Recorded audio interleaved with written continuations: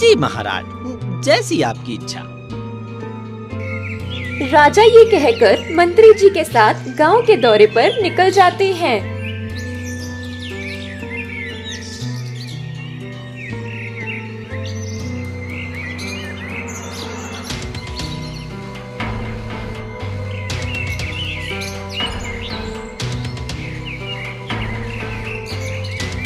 राज्य का दौरा करते समय वह एक नदी किनारे रुकते हैं। तभी वह देखते हैं, बचाओ बचाओ, कोई मुझे बचाओ, मैं डूब रही हूँ, कोई मेरी मदद करो। मंत्री जी, वो लड़की पानी में डूब रही है। हमें उसे बचाने के लिए कोई योजना बनानी चाहिए, वरना वो डूबकर इस नदी में मर जाएगी। महाराज, मैं पास से ही किसी रस्सी या लकड़ी को ढूंढ कर लाता हूँ, जिसके सहारे इस लड़की की जान बच सके। मंत्री ये कहकर वहाँ से रस्सी या लकड़ी ढूंढने के लिए चले जाते हैं। तभी राजा को एक बार फिर उस लड़की की आवाज सुनाई देती है, आप मुझे बचा लीजिए, मैं आपका एहसान कभी नहीं भूलूंगी। लड़की, तुम परेशान मत हो, हम तुम्हारी सहायता जरूर करेंगे, हम तुम्हें कुछ नहीं होने देंगे। राजा ये कहते हुए उस नदी में छलांग लगा देते हैं और उस लड़की को बचा लेते हैं।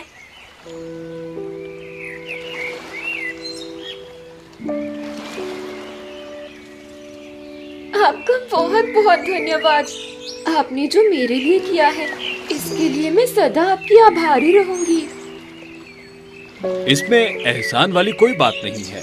अगर आपकी जगह कोई और भी हो तो मैं उसकी भी इसी तरह से जान बचाता। मेरा तो ये कर्तव्य है कि मैं अपने राज्य के हर व्यक्ति की सेवा करूं। अब आप बताइए कि आप कौन हैं और यहाँ क्या कर रहे हैं? मैं आपके पड़ोसी राज्य के राजा आर्यवीर की पुत्री राजकुमारी कर्णिका हूँ। मैं यहाँ घूमने आई थी, मगर मैं इस जगह पर गुम हो गई और मेरे सारे साथी मुझसे बिछड़ गए, जिन्हें मैं ढूंढते ढूंढते यहाँ आ गई। मुझे प्यास लगी थी, इसलिए मैं इस नदी के पास पानी पीने लगी, लेकिन अचानक से मेरा पैर फिसल गया और मैं इस नदी में गिर गई। राजकुमारी राजा को अपने साथ होने वाली सारी घटना बता देती है, जिसे सुनकर राजा राजकुमारी से कहते हैं, आप हमारी मेहमान हैं राजकुमारी, इसलिए मैं खुद आपको आपके राज्य छोड़कर आऊंगा। राजा ये कहकर राजकुमारी को सही सलामत उनके राज्य पहुंचा देते हैं। राजा की दरियादिली को देखकर राजकुमारी और उनके पिता राजा आर्यवीर बहुत प्रसन्न होते हैं।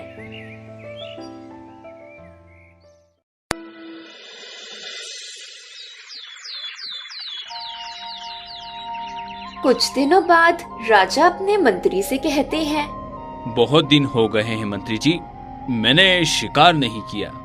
आज मैं शिकार पर जाना चाहता हूँ। आप हमारे चलने का इंतजाम कीजिए। जैसी आपकी आज्ञा महाराज, मैं अभी चलने का बंदोबस्त करता हूँ। कुछ देर बाद राजा मंत्री के साथ शिकार पर जंगल की तरफ निकल जाते हैं।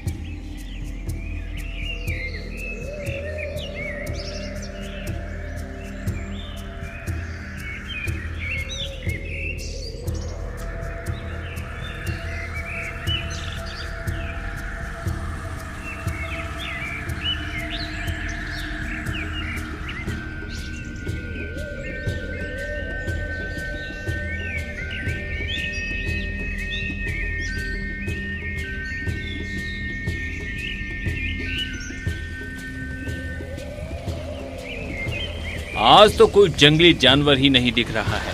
लगता है हम गलत समय पर आ गए हैं। सही कहा आपने महाराज, आज तो सचमुच सारा जंगल खाली पड़ा है। लगता है सब सो रहे हैं। अभी राजा और मंत्री आपस में बात कर ही रहे थे कि तभी राजा को जंगल में एक हिरन भागता हुआ दिखाई देता है। मंत्री जी, वो रहा हमारा शिकार।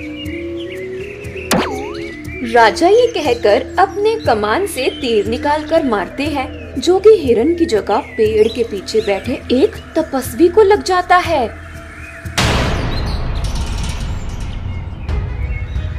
मूर्ख, तूने ये क्या किया? तूने मेरा शिकार किया।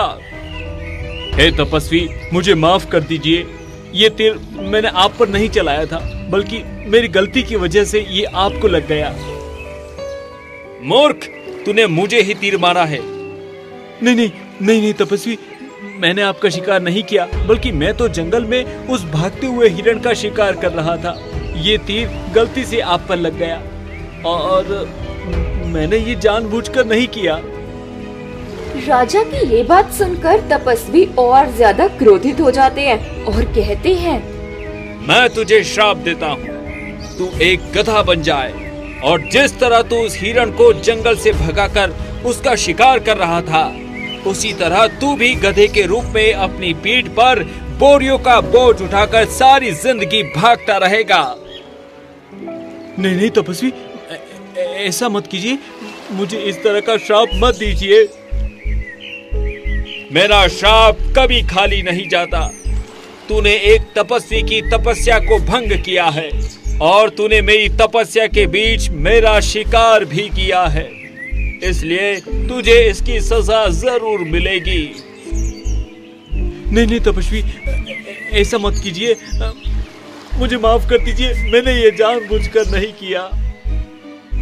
राजा तपस्वी बाबा से माफी मांग ही रहे थे कि तभी मंत्री जी तपस्वी से कहते हैं, हे तपस्वी बाबा, हमें माफ कर दीजिए, लेकिन मैं आपको बताना चाहता हूँ कि हमारे राजा बुरे नहीं हैं, वो तो बहुत अच्छे हैं। हमारे राजा अपने राज्य और राज्य के लोगों से बहुत प्रेम करते हैं, साथ ही अपनी प्रजा की बहुत मदद भी करते हैं।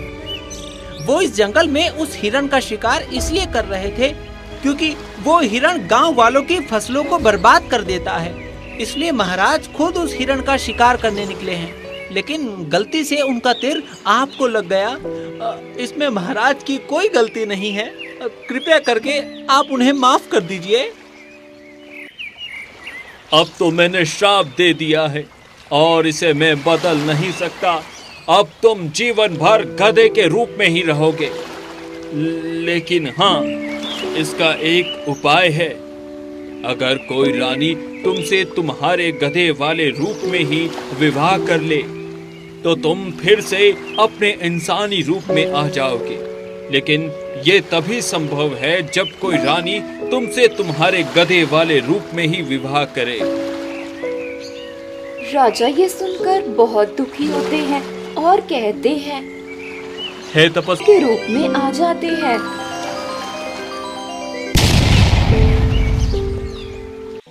राजा गधे के रूप में आकर खुद ही लोगों के बीच जाकर लोगों का बोझ उठाते हैं और फिर भागते रहते हैं।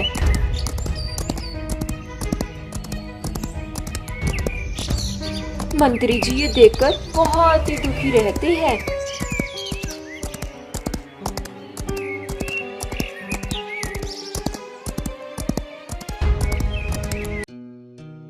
एक दिन मंत्री जी महल में बैठे रहते हैं, तभी वहाँ पड़ोसी राज्य के राजा आर्यवीर आते हैं।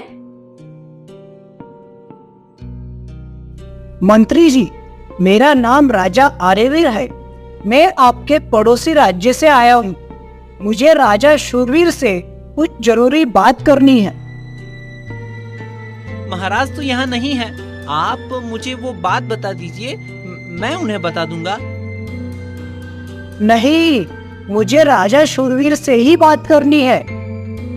राजा आर्यवीर? अभी तो ये संभव नहीं है।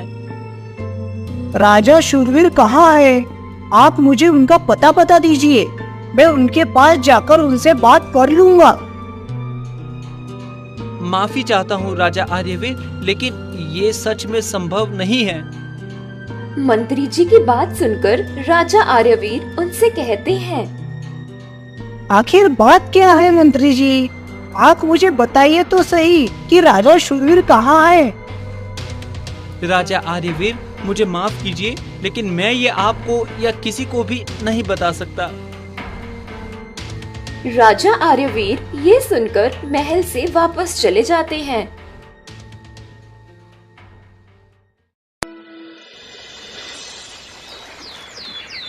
इधर गधे के रूप में राजा शूरवीर भागते रहते हैं। वह भाग भाग कर किसी दूसरे राज्य में पहुंच जाते हैं। थकने के बावजूद वह रुकते नहीं हैं। अपनी पीठ पर बोझ उठाए बस वह भागते रहते हैं। तभी प्यास लगने पर वह एक जगह पर खड़े हो जाते हैं। दासियों, वो देखो कितना सुंदर गधा है, मगर उस बेचारे गधों पर लोगों ने कितना बोझ लादा हुआ है। क्या लोगों को इन मासूम जानवरों पर बिल्कुल भी तरस नहीं आता? राजकुमारी कर्णिका अपनी दासियों से उस गधे के बारे में बातें कर ही रही थी। तभी वह देखती है कि गधा रुक गया है। गधे के रुकने पर उसका मालिक उसे छड़ी से मारता है और कहता है, अरे चल चल, खड़ा मत रहे, हम यहाँ तुझे मुफ्त का नहीं लेकर आए हैं, चल जल्दी चल। गधा उस आदमी की मार खाकर भी अपने कदम बिल्कुल नहीं बढ़ाता, क्योंकि उसे प्यास लगी रहती है, लेकिन वह बोल नहीं सकता था, इसलिए वही चुपचाप खड़ा रहता है। जबकि राजकुमारी ये सब देखकर समझ जाती है कि उस गधे को प्यास लगी है, तभी वह गधे के पास पानी से भरा कटोरा लेकर जाती है। राजकुमारी, आप इस गधे को पानी क्यों पिला रही है? तुम कैसे इंसान हो? क्या तुम्हें इस पर जरा भी दया नहीं आती? तुम इस मासूम जानवर से इतना ज्यादा काम करवा रहे हो और इसे पानी भी नहीं दे रहे। देखो, इसे कितनी प्यास लगी है।